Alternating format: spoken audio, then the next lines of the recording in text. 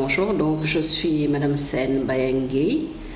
Je suis chef du département stratégie et plan au niveau de la direction de l'exploitation de la SECNA, donc à la SECNA siège à Dakar.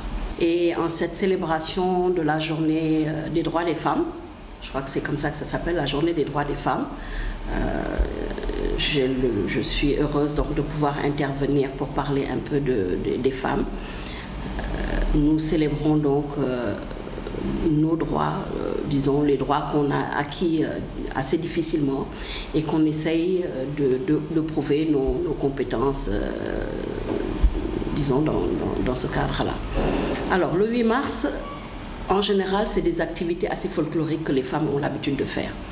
Donc c'est un plaisir pour nous de parler aujourd'hui d'un métier. Moi, je suis dans le domaine de l'aéronautique, au niveau de la SECNA, qui est l'agence de la sécurité de la navigation aérienne, qui gère l'espace aérien sur 17 pays, 17 États membres, donc plus de 16 millions de kilomètres carrés, qui sont gérés par des hommes et des femmes.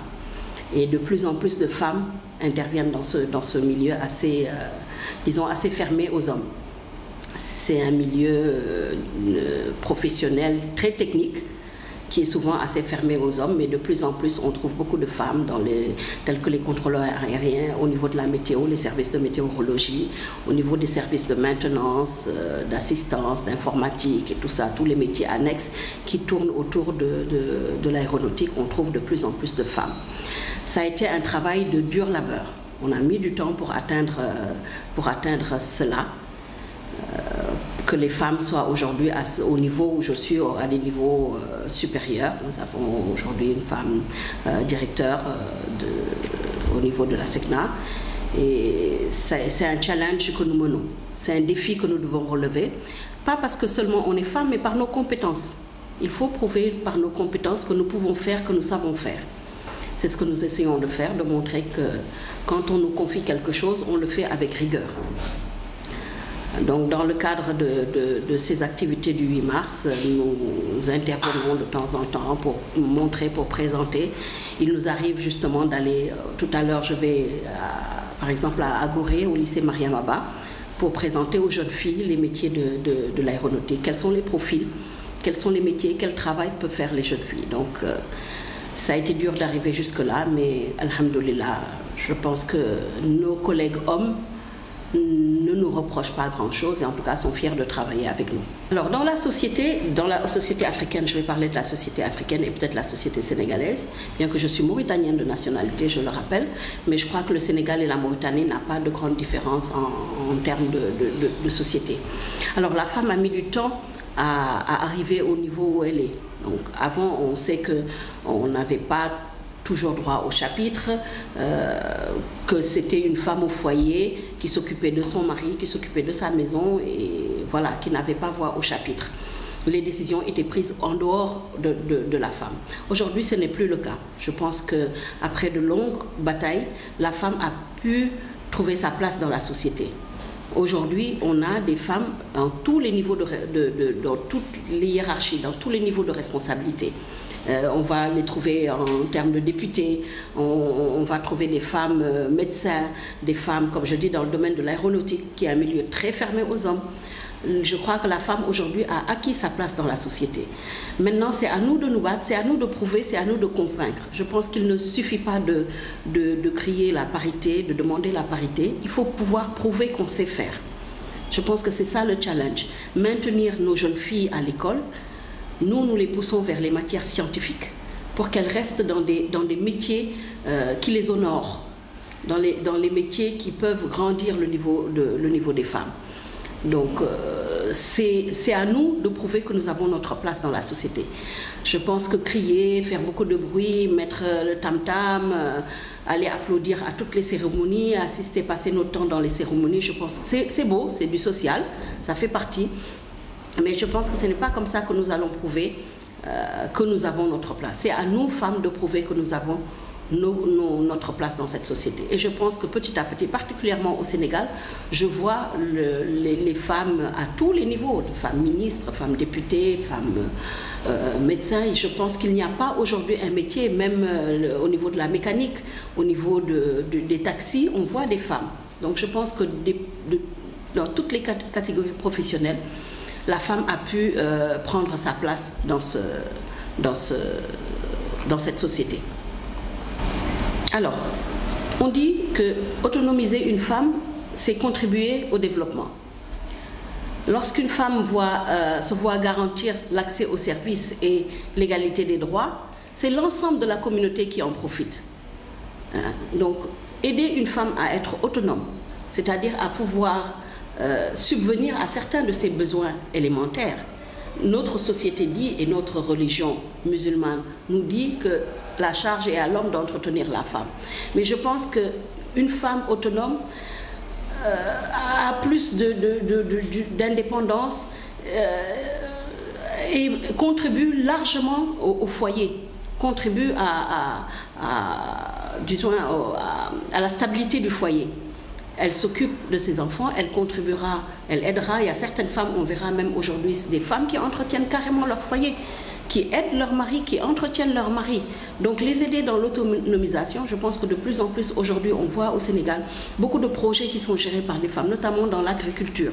Les femmes se regroupent dans les projets maraîchers, dans l'élevage, dans l'agriculture. Et ça les aide à être un peu plus autonomes, à être moins dépendants d'un mari et peut-être à réduire également la charge des hommes. Savoir que l'épouse peut apporter sa contribution, je pense que ça va réduire le stress des hommes d'avoir à tout ramener à la maison.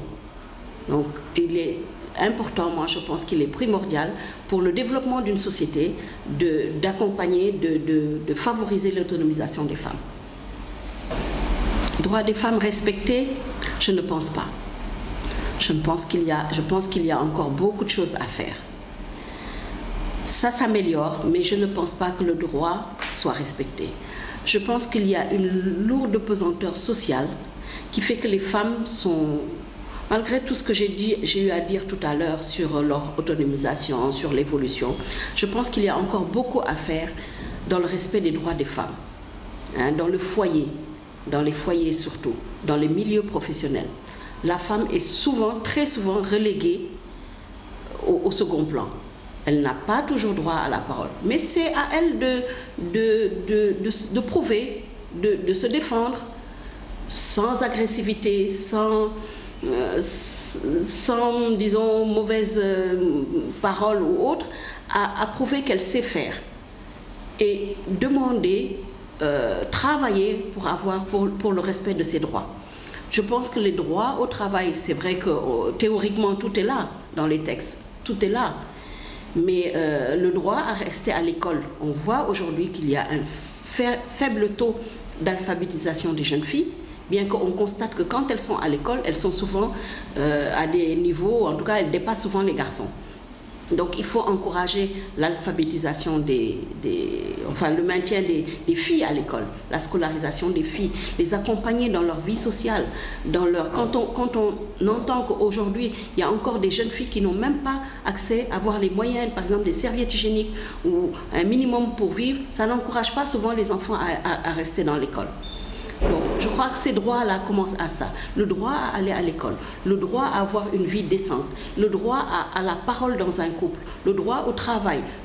Voilà, je crois qu'il y a encore beaucoup à faire en termes de droits, mais nous avons aussi notre part de responsabilité.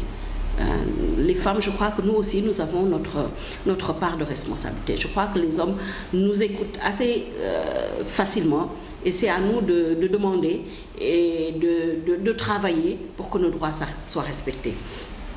Donc les acquis aujourd'hui, nous avons le droit de vote, qu'une de mes grand-mères, Mme Soukeynou Kounare,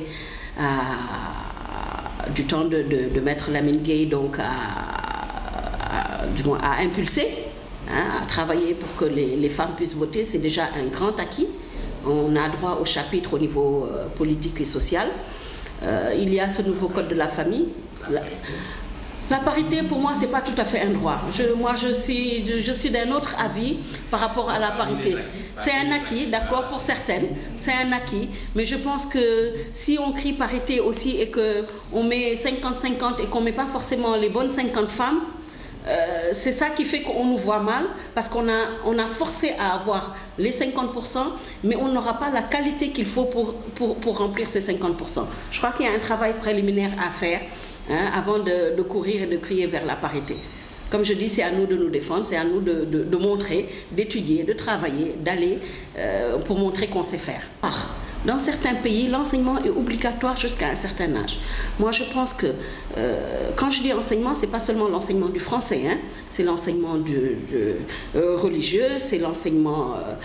même pour l'enseignement religieux, on constate que les filles vont faire le Coran jusqu'à un certain âge, c'est fini. C'est-à-dire l'essentiel, c'est qu'elles aient les connaissances pour faire la prière, pour gérer, voilà, pour avoir le respect, mais pas plus. Les jeunes garçons, eux, vont être poussés à aller un peu plus loin. Donc ce sont ces acquis-là qu'il reste à pousser les jeunes filles, autant que les garçons, à aller jusqu'au bout, à aller là où moi, ma fille, je la pousse à aller vraiment là où les hommes, à choisir les métiers là où les hommes sont. Voilà, ce sont les acquis pour moi qui restent dans l'éducation, dans la formation, dans le professionnel, les métiers, le choix des métiers, le choix des filières. Je crois que ce sont ces acquis professionnels dont je peux parler. Maintenant, pour les droits sociaux et politiques, ça c'est autre chose. Oui, toutes ces formes, la violence faite aux femmes, c'est vraiment triste ce qu'on voit en ce moment. Je ne sais pas, on ne peut pas l'expliquer. Moi, je pense qu'il faut revenir à nos valeurs intrinsèques. L'éducation, la religion, notre religion, quelle qu'elle soit, musulmane, chrétienne, quelle qu'elle soit, c'est les valeurs, c'est les respects. C'est les respects de la personne humaine. Moi, aujourd'hui, j'enseigne à mes enfants, à mon fils, qu'une femme, une fille, on ne frappe pas. Même à l'école. Je lui dis, des fois, il fait des bagarres, il revient, et je lui dis, mais pourquoi? Il me dit, mais maman, tu m'as dit qu'on ne tape pas les filles. Je dis oui, ça, donc c'est l'éducation de base. Je pense que c'est ça qu'il faut faire. Il faut que nous yarat, excusez-moi, je vais dire en wolof, nous yarat sunu dom. Il faut que nous regardions sunu njabot, qu'on s'éduque. Je pense qu'il y a un manque d'éducation aujourd'hui notoire qu'on constate dans notre société. Et c'est ça qui fait qu'il y a un manque de respect vis-à-vis des filles, des femmes, des enfants. Aujourd'hui, quand on voit des viols sur des petites filles, je ne sais pas comment l'expliquer. Moi, je pense que c'est un travail qu'on doit faire sur notre société, sur nos générations à venir, pour qu'on revienne sur le droit chemin. C'est mon avis. Je ne sais pas si l'État pourra faire quelque chose. C'est vrai que l'État peut mettre des garde-fous, peut mettre des règles, mais quelles que soient les règles qui sont mises, si nous-mêmes, en nous-mêmes, nous n'avons pas nos valeurs, nous ne mettons pas nos règles sociales propres, je pense que ça n'avancera pas. Ça n'avancera pas. Il y a un travail à faire sur nous, sur notre éducation, filles et garçons. Alors, mon dernier mot en ce jour de la femme, donc, c'est encourager les jeunes filles surtout. Moi, vraiment, je me tourne vers les jeunes filles. Les encourager dans les études. Les encourager, bien sûr, dans les études scientifiques, dans les filières scientifiques. C'est l'avenir. Je ne banalise pas, bien sûr, les filières littéraires, mais je pense qu'il y a, quelles que soient les filières, de toute façon, que les filles se maintiennent à l'école et qu'elles aient des ambitions pour aujourd'hui, pour demain, pouvoir revendiquer leur place dans la société. Merci.